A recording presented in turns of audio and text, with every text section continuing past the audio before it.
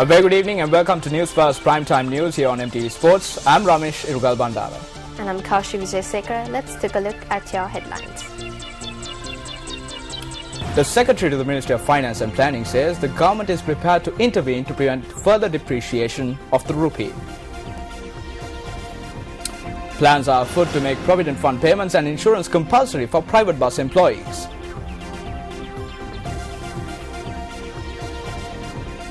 And the Movement for the Protection of the UNP says that the rally in Jaffna is not a UNP May Day rally.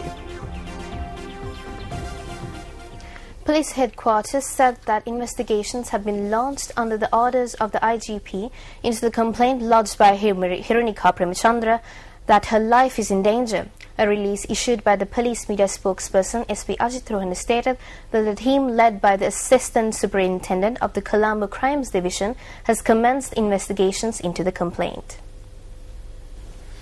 A release issued by police headquarters states that 24-hour security has been provided to the residence of Hirunika Premachandra located in the Cinnamon Gardens Police Division.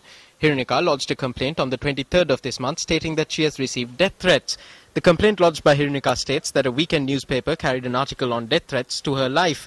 The complaint states that when she inquired about the news item from the editor of the newspaper and a journalist, it was revealed that there had been a discussion at an unspecified location on harming her.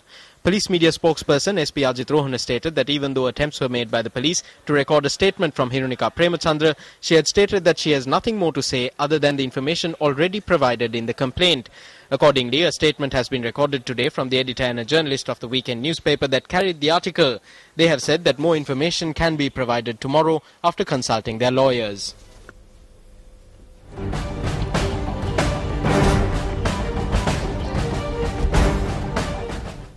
Now, the initial event of the National War Heroes Commemoration Program was held at Temple Trees today under the patronage of President Mahinda Rajapaksa.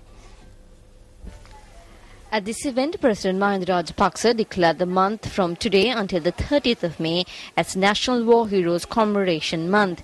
The chairperson of the Ranaviru Seva Authority presented the first War Heroes flag, a fundraising initiative of the authority, to President Rajapaksa.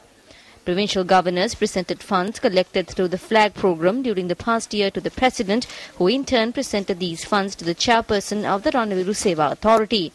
The official website of the Ranaviru Seva Authority was commissioned by the President at this event. Secretary to the Ministry of Finance Planning, Dr. P.B. Jayasundara states that if the rupee depreciates beyond the expected ceiling, then the government will once again intervene to stabilize the exchange rate. Speaking at a media briefing today, he said that in accordance with action taken by the government, it is expected that the rupee will stabilize at 120 rupees to the US dollar.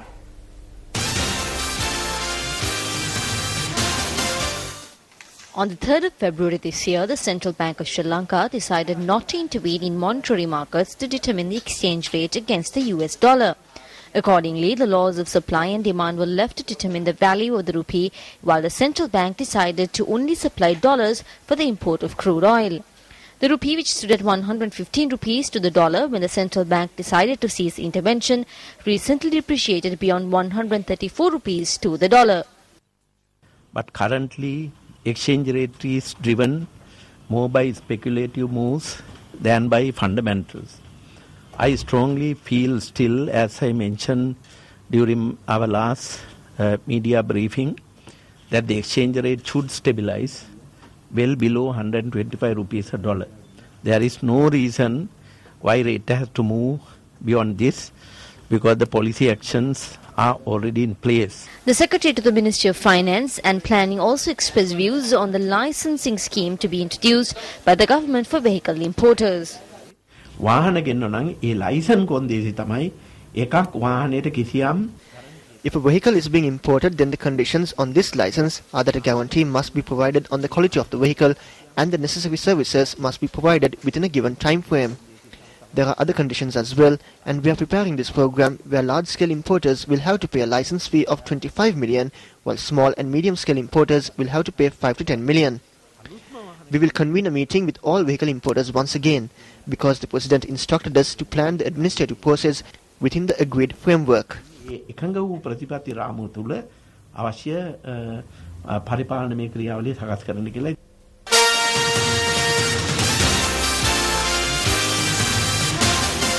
For more of the views expressed by the Secretary to the Ministry of Finance and Planning, Dr. P.B. Jayasundara, at this media briefing, you can visit our website at www.newsfirst.lk.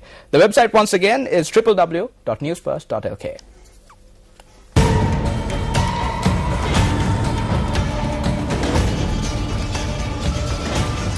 Opposition leader Ranil Wickremesinghe and a group of UNP representatives who are currently in the north called on the Bishop of the Jaffna Diocese of the Church of South India, Dr. Daniel Tyagiraj, at his residence today. Very good to see you.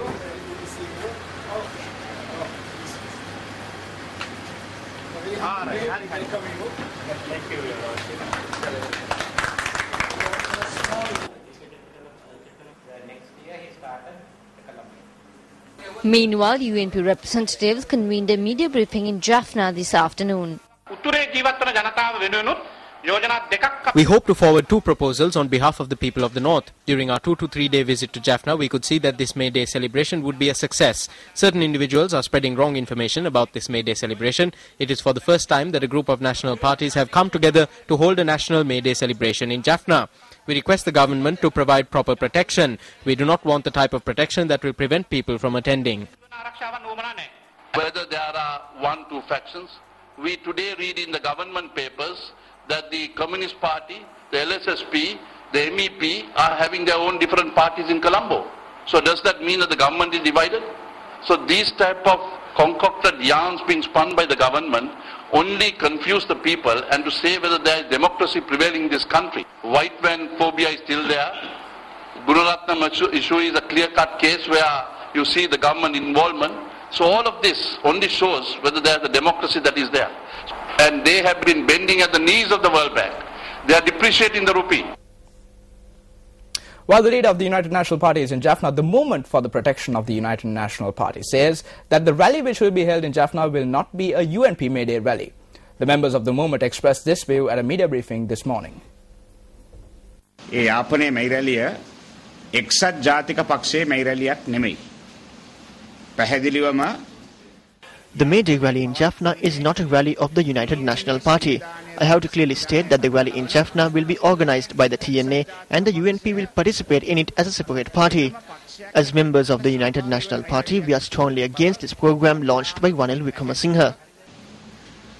Ranil Wickremesinghe මහත්මයා මේ කරන වැඩසටහන සම්බන්ධයෙන් අපේ තරයේ විරුද්ධ වෙනවා.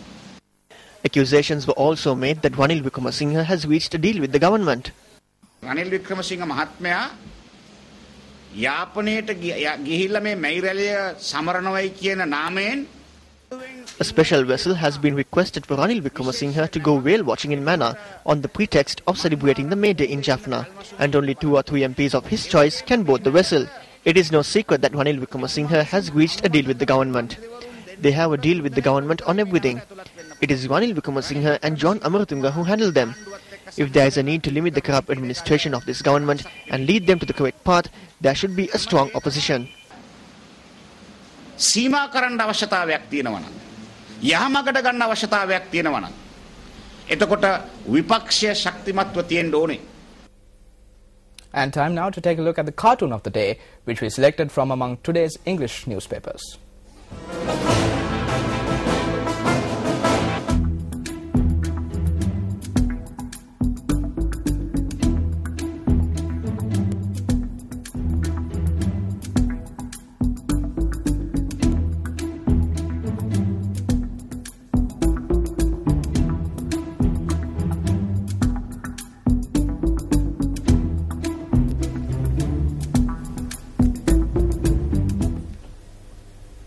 The working class across the globe is gearing up to celebrate May Day tomorrow.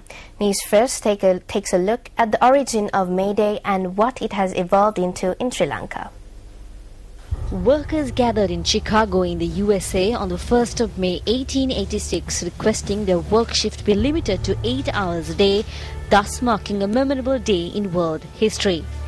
More than 1,000 workers initially engaged in the protest, but as it progressed into its third day, the number of protesters grew to over 65,000. 3rd of May 1886 was to be the most decisive day of the protest. Following influence from employers, armed policemen opened fire on protesters claiming the lives of 4 workers. Workers once again gathered at the Haymarket Square, reacting angrily to the attack carried out the previous day. A policeman was killed in a bomb attack that followed a heated argument between police officers and workers. The fight aggravated, eventually claiming the lives of 6 policemen in what was termed as the Haymarket Massacre. Augustus Spice, Albert Pardons, Adolf Fischer, George Engels, Samuel Fielding, Louis Lung, Michael Stewart and Osaka Nibe, who led the demonstration, were taken into custody. Osaka Nibe was sentenced to 15 years in prison, while Samuel Fielding and Michael Stewart were sentenced to life in prison. The other 5 labor leaders were sentenced to death. The International Labour Organization, which convened in 1889, decided to commemorate their comrades who sacrificed their lives in the struggle to obtain an 8-hour work shift. Accordingly, May 1st was announced as the International Workers' Day, or commonly known as May Day, dedicated to observing the rights and privileges of the working class. Sri Lanka held its first May Day commemoration event in 1927 under the leadership of E. A. Gunasinghe, who is considered the father of the labour movement in the country. However, the first May Day rally in Sri Lanka was held in 1933. The rally, which was attended by several workers, commenced from Price Grounds in Colombo and proceeded up to the Galle Face Green. However, it is the Sri Lanka Samasamaja Party that is honoured with holding the first May Day rally organised by a political party. This was in the year 1936. The year 1956 marked a milestone in the country's May Day history. This is because the Labour Minister of the then Bandaranayake government, T.B. Ilangaratne, took the initiative to declare the 1st of May as a government holiday. How does May Day, which has now transformed into a means of fulfilling petty political objectives, differ from the May Day which is set aside exclusively for the working class after much suffering and bloodshed? May Day this year, as in many previous years, will be organized largely by political parties. None of those political parties are going to organize May Day on the basis of the traditions of the working class of this country. They will all do it to one degree or another in pursuance of their own present political aims and objectives.